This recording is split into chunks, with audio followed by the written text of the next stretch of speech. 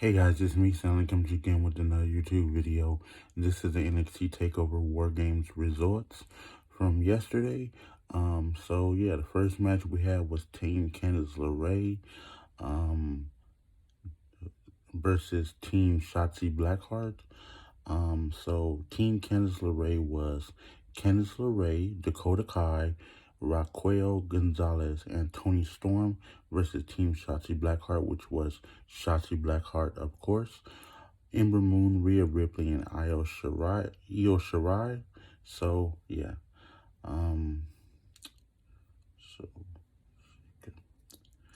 in a stunning War Games match, Team Canada LeRae reigned supreme over Team Shotzi Blackheart when Raquel Gonzalez ended the brutal showdown by pinning NXT Women's Champion Io Shirai. Dakota Kai entered the cage first for Team Candice on the other side after Shotzi Blackheart rode a newly constructed tank during her team's entrance and even fired a missile from an Ember Moon into the cage to battle Kai for the first 5 minutes of combat.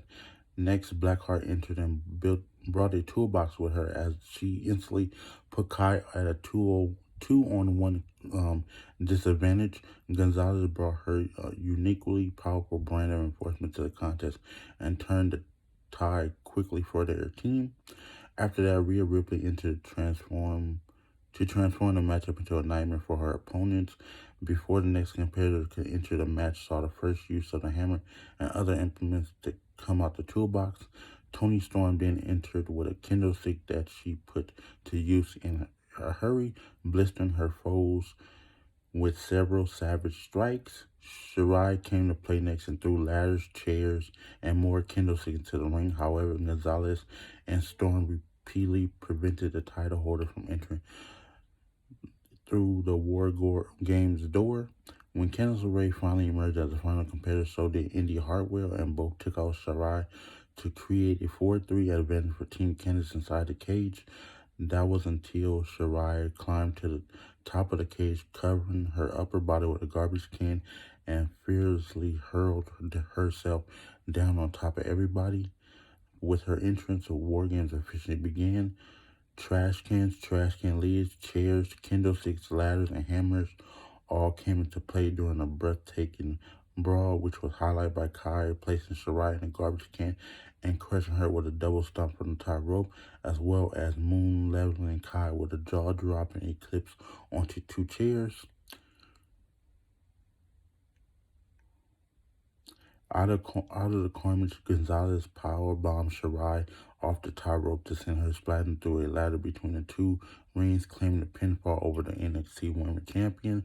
So that's how Team Candice LeRae beat Team Shotzi Blackheart.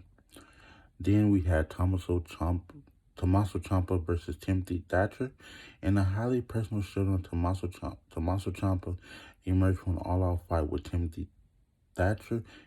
In the battle that followed, both superstars got that and more, with Ciampa emerging victorious with Willow's Bell. Early in the action, the sadistic Thatcher damaged the already injured neck of his opponent and continued to target the Ciampa's throat and neck area throughout the matchup. Refusing to give in, Ciampa battled back and injured Thatcher's ribs and making it difficult for Thatcher to breathe. Soon, Ciampa hit an awesome superplex off the top rope, but he hurt his neck further while executing the move.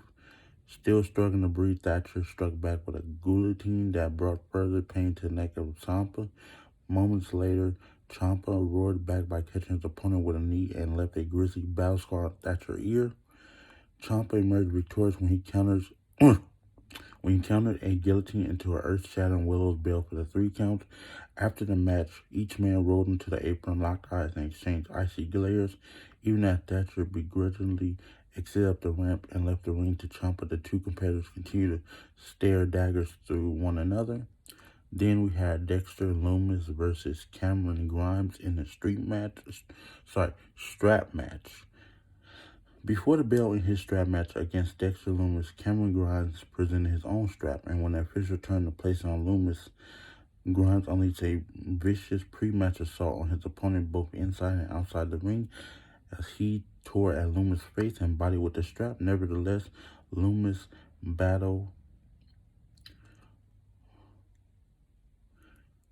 Grimes gained the advantage at ringside after placing back over his opponent's head, used the original match strap to punch his foe relentlessly.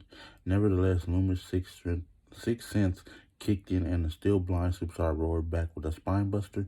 Grimes regained control by bashing Loomis into the War Game support structure, but Loomis soon answered by using the strap to pull Grimes off the apron. Back into the ring, Loomis, whatever how you pronounce his name, whipped his opponent essentially through. Grimes roared back with a thunderous German suplex into the upper turnbuckle and wasted little time attacking his opponent with a brutal steel chair assault. Out of a wild brawl, Loomis tied up Grimes' leg and pulled him off his feet to drop him face first onto the chair before locking his opponent into a silence to force him to tap out. So Dexter Loomis beat Cameron Grimes in the strap match. Then we have Johnny Gargano versus Leo Ruff versus Damian Priest for the NXT North American Championship. In a fast-paced triple threat match, Johnny Gargano overcame Leon Ruff and Damian Priest to recapture the NXT North American Championship in a controversial fashion. Ruff stormed out of the blocks to dispel Gargano's notion that he was a joke and that show that he was a true champion that deserved respect. After twice warning the title holder to stay out of the action, Priest hurled Ruff through the barricade with a razor's edge. The move created a momentary one-on-one between Priest and Gargano. After Gargano and Priest exchanged the advantage with a flurry of attacks, Ruff periodically re-emerged to throw himself into the action. In one standout moment, Gargano even tied up Priest in the ropes of the second ring, but Damian Priest eventually used his size to fight free. Then a barrage of Ghostface assailants once again emerged to attack Priest. Priest fought them off and re-engaged his opponents, but just when it looked like Priest might reign supreme on Gargano with the Reckoning, another masked assailant emerged on the apron and smashed Priest with a pipe. Gargano took advantage by blasting Ruff with the one final beat to regain the title. After the match, the masked man unveiled himself as none other than Austin Theory. You know, Austin Theory used to be with Zelina Vega, Andrade, and what's that nigga name? Austin Garza. Garza. So, and then he was with Seth Rollins and Murphy and stuff. So now I guess Austin Theory is back in NXT. So yeah. And then the last match of the night was the Undisputed Era taking on Team McPhee, which is Pat McPhee, Pete Dunne, Oney Lorcan, and Danny Burch. And War Games showed up absolute chaos for the future of NXT. The Undisputed Era stood tall over Pat McPhee, Pete Dunne, Oney Lorcan, and Danny Burch. The Undisputed Era returned to War Games for the fourth time and sent Kyle O'Reilly to the cage first. In response, Pete Dunne started the match and battled O'Reilly. Oney Lorcan next joined the fray, would definitely spell bad news for O'Reilly, as commentator Wade Barrett might say, "I'm afraid I got some bad news." After O'Reilly suffered at the hands of a 2-on-1 disadvantage, Bobby Fischer emerged and the Undisputed Era took charge. Danny Burch entered next and brought a pair of dangerous cricket bats for his team to use to his advantage. Despite the damage the weapons caused, Roderick Strong joined next and took on all three of his opponents at once until the numbers game caught up with him and Team McPhee again took over. Pat McPhee entered next and brought steel chairs and tables labeled with his opponent's name on them. He then sat back for a bit until the opportune time came to hit a moonsault on Strong off the top rope and through a table. Adam Cole joined last and sprayed his foes with a fire extinguisher as War Games officially began. For a while, McPhee sat back and only attacked when it served his purpose. That was until Cole was smashed him with a chair. McPhee even managed to nail Cole from behind, lock him to the figure 4 leg lock, but Cole reserved it and continued to dish out the pain.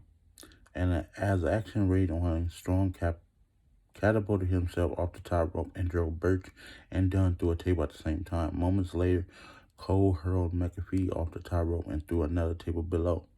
Then the Undisputed Era placed Dunne, Burch, and Lorcan between the ropes and the Unforgiven Steel and took turns ramming them into oblivion. That left McAfee on the wrong side of a 4-on-1 assault at the hands of an undisputed era in a moment of poetic justice. However, the assault also gave Team McAfee time to get back into the action. 7 brawl on the side of the cage that ended with Cole hitting Dunn with a neck breaker and Strong hitting a superplex on McAfee. Then, as both sides began to brawl in the middle of the ring, McAfee suddenly leaped off the top of the cage, somersaulting onto the superstars below. Out of the fray, O'Reilly and Dunn battled one-on-one, and the Bruiserweight nearly got the pinfall with the bitter end. O'Reilly then roared back and suplexed Dunn into the metal floor between the rings. Nevertheless, McAfee put an end to O'Reilly's onslaught with a chair strike. Cole tried to use the chair against him, but McAfee caught him with a low blow. After Fish tackled Birch through a table, Cole hit McAfee with a super kick on as McAfee jumped from the top rope.